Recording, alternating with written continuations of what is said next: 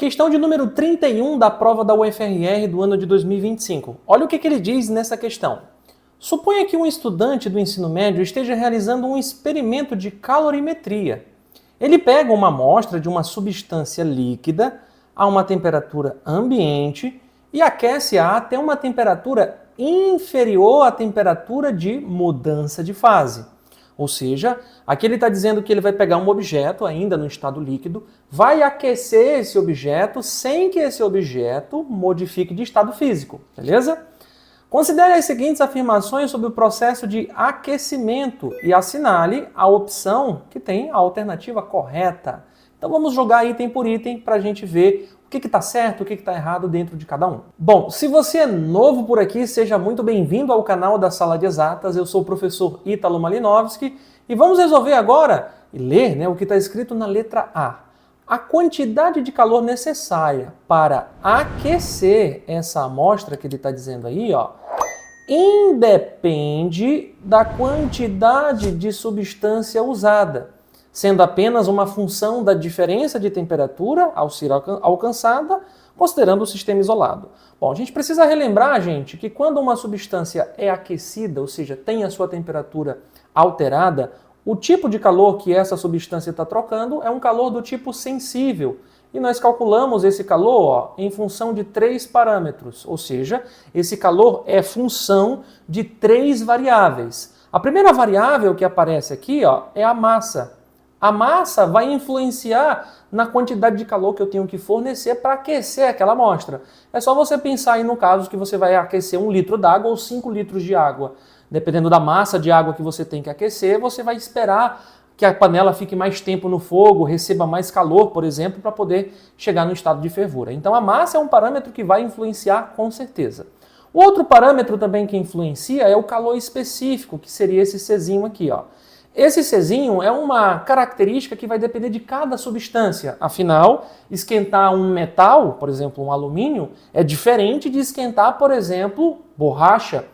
Então, cada substância vai ter uma capacidade de mudar a sua temperatura em detrimento da quantidade de calor que ela recebe. E aí, essa grandeza aqui é o nosso calor específico. Ela vai dizer para a gente se a substância varia muito rapidamente a temperatura recebendo calor ou demora, para variar recebendo ali calor. E a variação de temperatura, isso vai ser importante, porque se eu quero aquecer só 10 graus Celsius, tenho que fornecer uma quantidade de calor. Se eu quero aquecer mais que 10 graus Celsius, tenho que fornecer mais calor. Então, essas são as 3 variáveis. O que torna essa letra A errada é quando ele fala que independe da quantidade de substância. Depende sim, a gente poderia assumir isso aqui como sendo um sinônimo de massa. Então, o item A é falso. Agora vamos ao item B. O tempo necessário para aquecer a amostra até a temperatura final é inversamente proporcional à massa da amostra. Isso é falso. Por quê? Ser inversamente proporcional é quanto maior for um valor, menor vai ser a outra grandeza. E aí eu te pergunto, o tempo e a massa serão inversos ou diretos? Ou seja, quanto mais massa eu tenho para esquentar, mais tempo ou menos tempo eu vou gastar para esquentar aquilo? A resposta é, quanto mais massa eu tenho para aquecer, com certeza eu vou precisar deixar aquele objeto no fogo por mais tempo para receber calor. Então, essa informação aqui é falsa. A letra C afirma a quantidade de calor necessária para aquecer a amostra da substância depende do calor específico desta e da capacidade da amostra.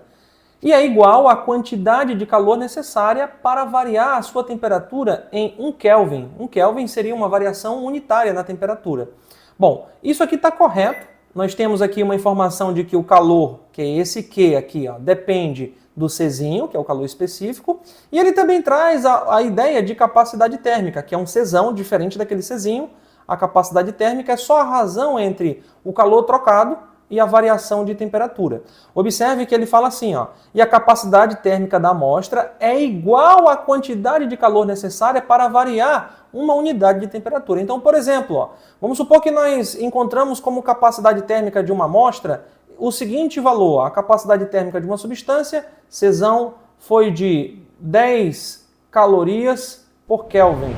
O que isso significa dizer? que eu vou ter que dar ou retirar desse objeto 10 calorias para que ele varie 1 Kelvin na sua temperatura. Então isso está condizente com o que está na letra C, por isso o nosso gabarito vai ser letra C, mas vamos ler o resto para a gente identificar os erros nas outras alternativas. Letra D, o tempo necessário para aquecer a amostra até a temperatura final é o mesmo, independentemente do material que se encontra no recipiente. Isso é falso, né? O material vai ser influenciado exatamente porque cada substância vai ter um calor específico diferente. E a letra E diz o seguinte, a quantidade de calor para aquecer a amostra depende apenas, olha, vamos destacar isso aqui, ele está dizendo que o calor só vai depender apenas, exclusivamente, da variação de temperatura e da quantidade de calor necessária para que cada grama da substância sofra uma temperatura correspondente. O que ele está dizendo na letra E? Que esse cara aqui, só depende desse cara aqui, beleza? E desse cara aqui. E isso é falso. O calor também vai depender da massa que eu coloco ali para ser aquecida. Assim, então, ficamos como gabarito letra C de casa. Eu espero que você tenha gostado desse vídeo. Invista na sua educação. Seja Sala de Exatas.